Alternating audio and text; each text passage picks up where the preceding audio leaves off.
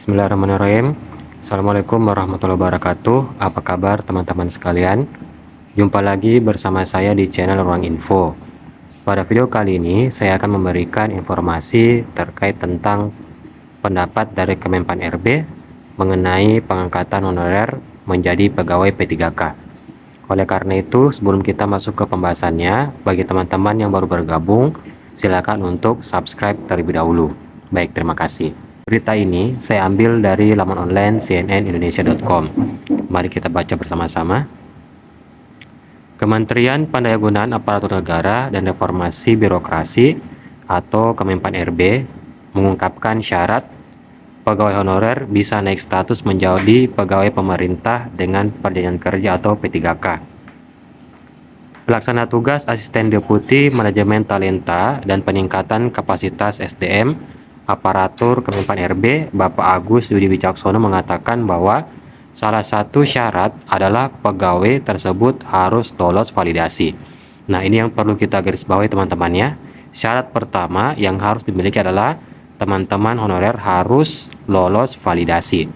Lebih lanjut, Bapak Agus mengatakan sekarang ini terdapat sekitar 2,3 juta honorer yang tengah divalidasi oleh Badan Kepegawaian Negara atau BKN.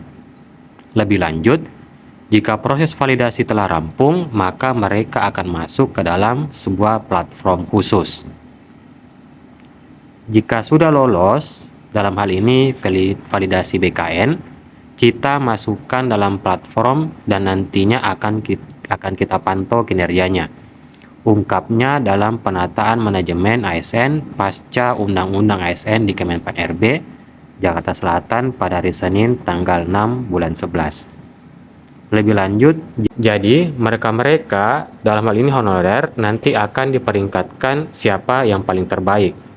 Harapannya nanti berkompetisi sesama mereka siapa yang akan terbaik di tahun ini sehingga tahun depan menjadi prioritas diangkat menjadi P3K penuh waktu, tambah Yudi. Kemudian Yudi menegaskan istilah P3K paruh waktu dan penuh waktu itu memang tidak diatur dalam Undang-Undang ASN.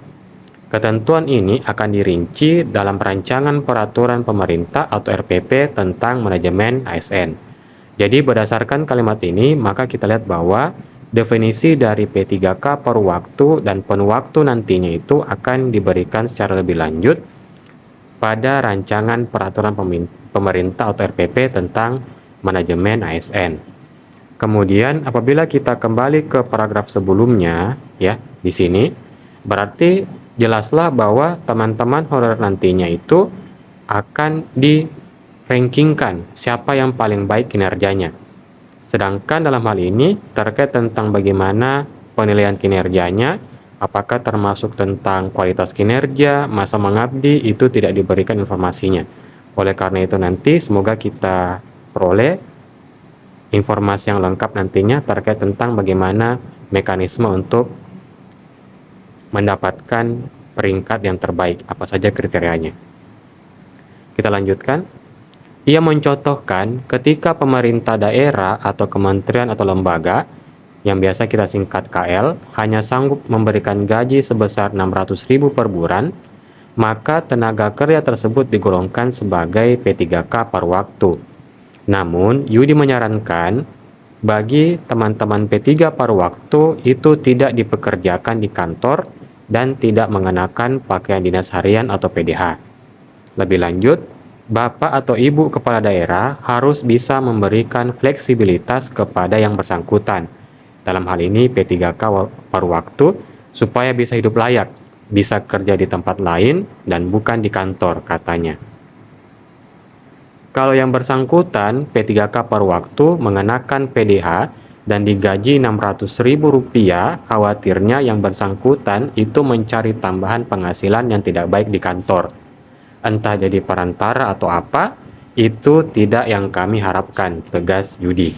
Nah, jadi berdasarkan statement ini, maka bagi teman-teman yang bekerja sebagai P3K paruh waktu, itu disarankan tidak menggunakan PDH di kantor dan sistem kerjanya fleksibilitas. Kenapa? Karena Diharapkan itu teman-teman itu tidak terkekang di kantornya sehingga dia bisa menambah penghasilan lain di luar kantor gitu ya.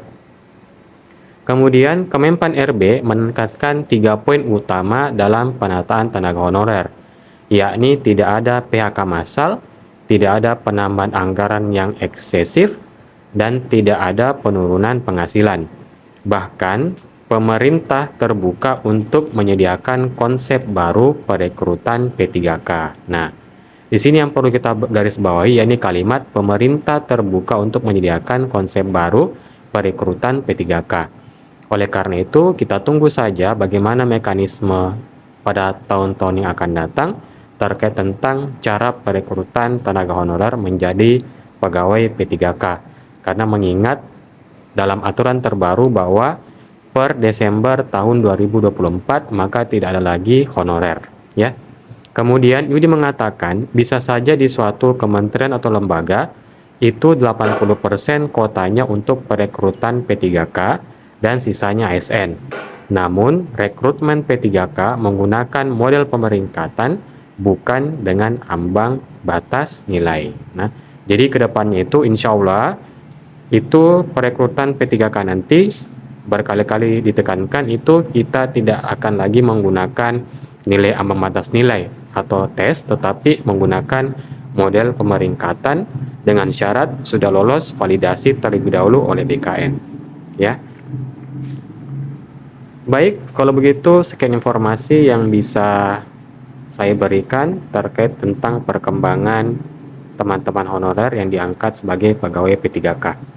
Semoga informasi ini bermanfaat. Sekian dari saya. Assalamualaikum warahmatullahi wabarakatuh.